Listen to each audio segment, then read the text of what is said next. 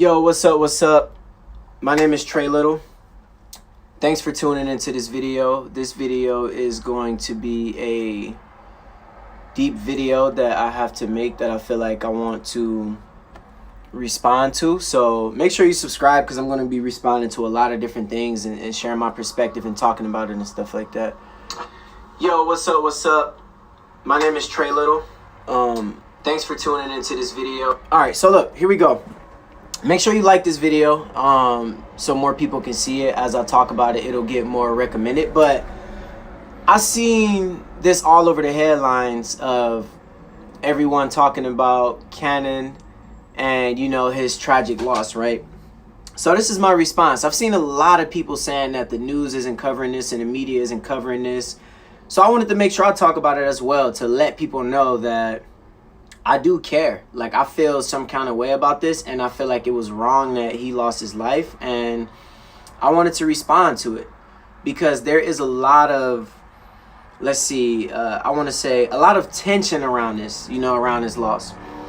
And can y'all hear me? Can y'all see me good? Am I glitching and all that? But I just want to say, you know, rest in peace and send my condolences to his family. Like, losses is not a easy thing to go through and to deal with. I've lost a lot of people growing up, but I feel like no matter what, it's always going to hurt. It's always going to sting anytime that we lose someone. So one thing that I wanted to address a few things, and one of the things that I wanted to address is that a lot of people are using his death to turn it into a, I guess, political agenda and use it to attack people, which is very sad. You know what I mean? People are using his death as a way to spread hate to a whole community.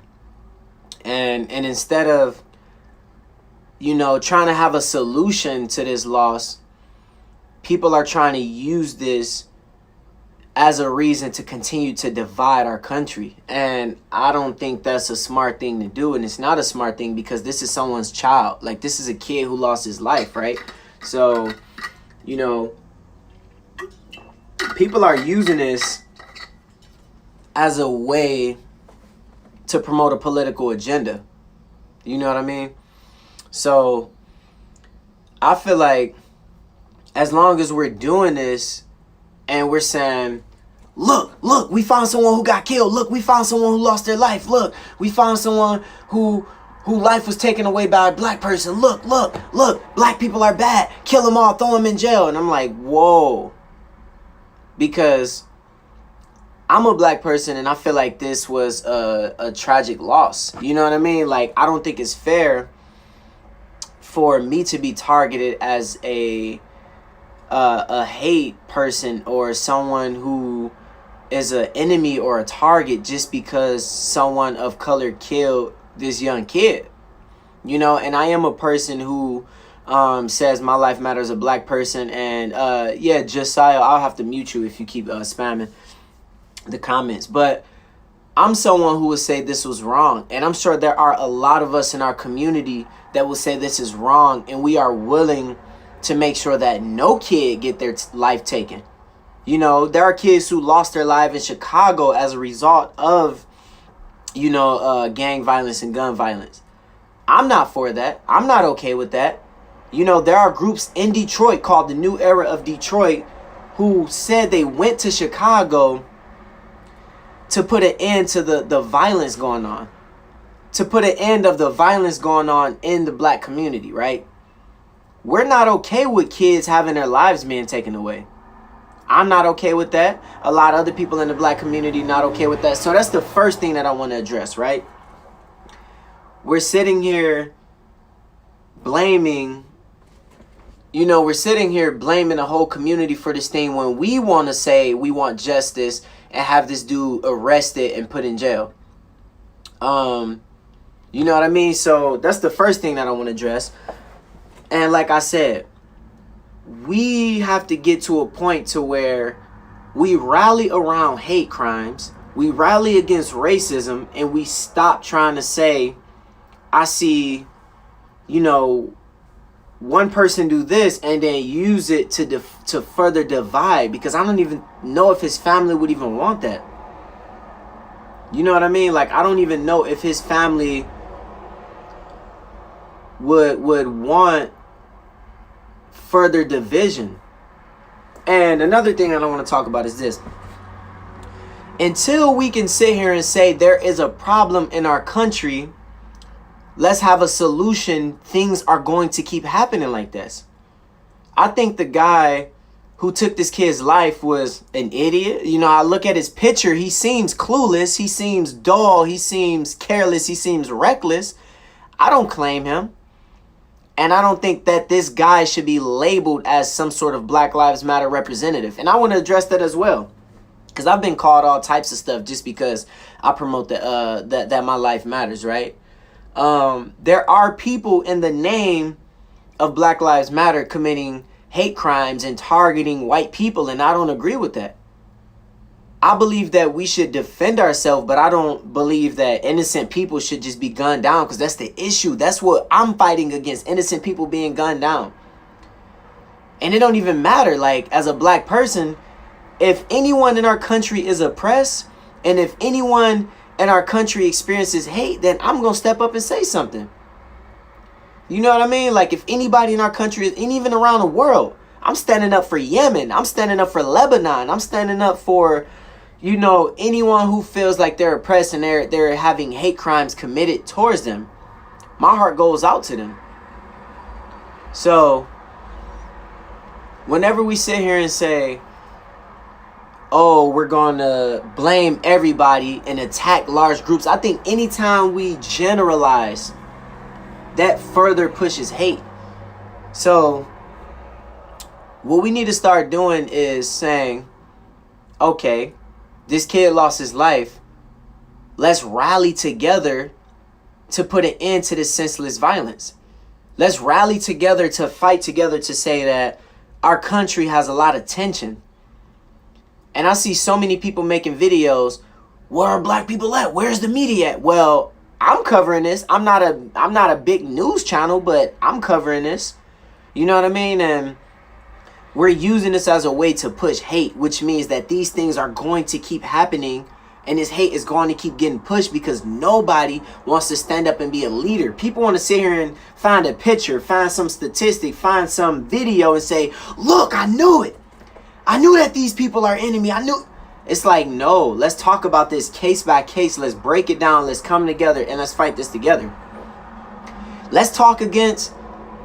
Listen, I almost got into a fist fight with some people in Detroit who was talking Black Lives Matter, but saying that they want to burn down everything and they don't believe in entrepreneurship and they don't believe in investing in the black community. I said, y'all are idiots if y'all believe that I'm not going to invest in my community as a black man.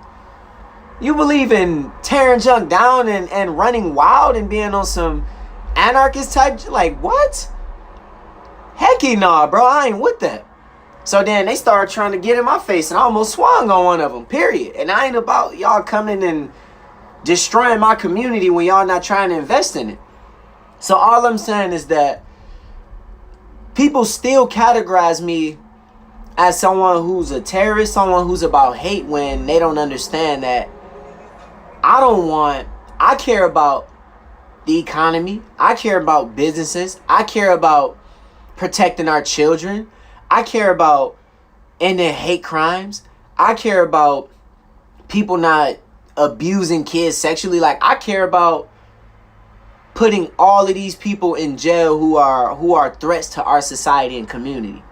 But yet, because I still say Black Lives Matter, my life matter, people say, oh, well, I'm going to discount you and say you're an Antifa terrorist who want to burn everything down, right?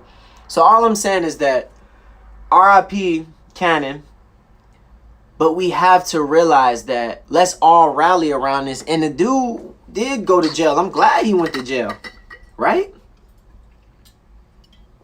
And I'm going to say this too. To the black people, I mean, I know there are black people out there saying, ha, he deserved that. And that's sick. That's disgusting. That's sick. That's disgusting. He's a kid. That ain't had nothing to do with him. No kid deserves for this to be taken out on them. Nobody deserves this. And I'm going to say this too.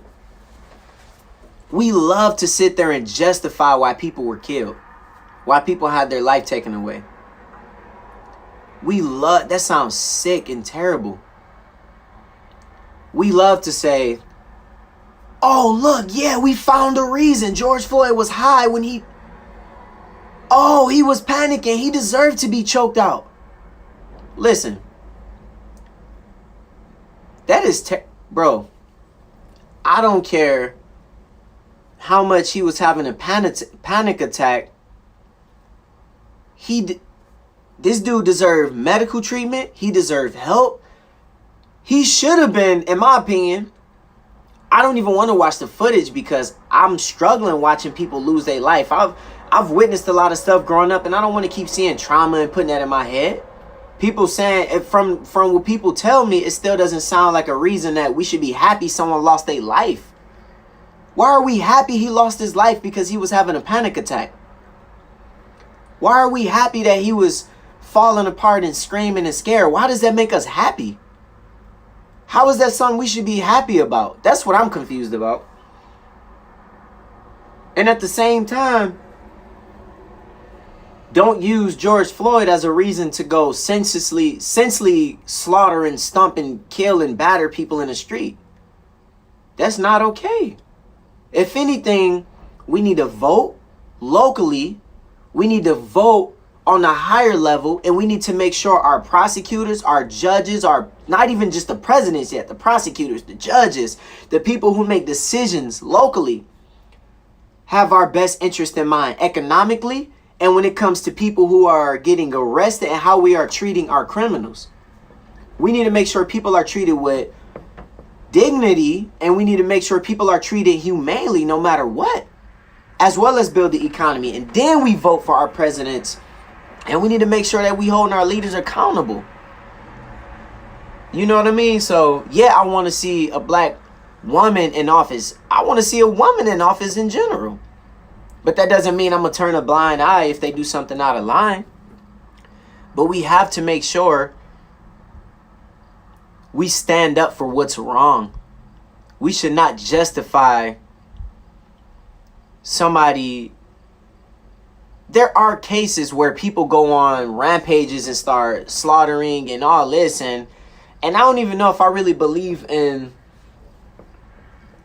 the death penalty and all that stuff. Like, I don't know. I believe someone sitting in jail for life is enough of a punishment, right? Especially the way people are treated in jail. It's terrible. It's free labor. It's slavery. It's terrible, right? But at the same time, we should want justice. We should want people to be treated fair. For example, and I'm going to speak on the whole. So if George Floyd is panicking, freaking out, he's on drugs. By the way, both of my grandparents on my mom's side and on my dad's side was addicted to drugs. And they came out to be amazing grandparents. I still got one of my grandparents right now that's addicted to drugs. And I think he refused to meet me and all that, which is terrible. But I can speak for the ones who came out on the good side, right?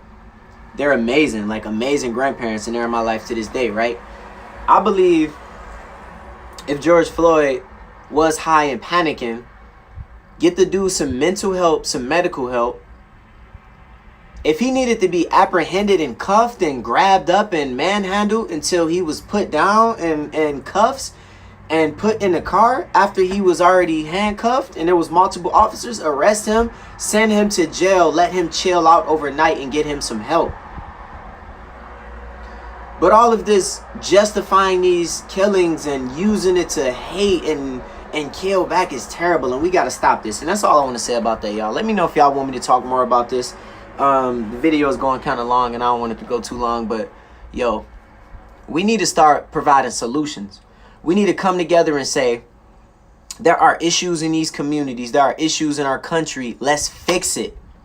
Let's talk about solutions. Let's not keep attacking big groups of people, because what's going to happen is our country is going to keep being stripped apart and it's going to get worse. But now we need to talk about solutions. Let's talk about solutions and how to come together. Let's talk about voting. Let's talk about policy change. Let's talk about racism and how we're going to deal with the people who are racist. There are a lot of people in our country that say, I don't want to be around any minorities. I don't want to be around, and I'm not offended by someone saying I want to be around my people. I'm not used to being around other people. But the moment you start denying people loans, denying people jobs, the moment you start taking people's human rights away, then that's when it's a problem. I'm about building up your people and investing in your people, because we see that with all types of groups. We see Asian Americans investing in their communities, building it up, putting $1 back into the community. We see Jewish people investing in their community. We see Middle Easterns investing into their community. We see, white people putting wealth back into their community. And I want to see more black people investing in their community being built up. We need to talk solutions to end violence, to end poverty, and to end slavery in prison. And we need to talk solutions to bring us together, man. Let's get it. I'm out. Make sure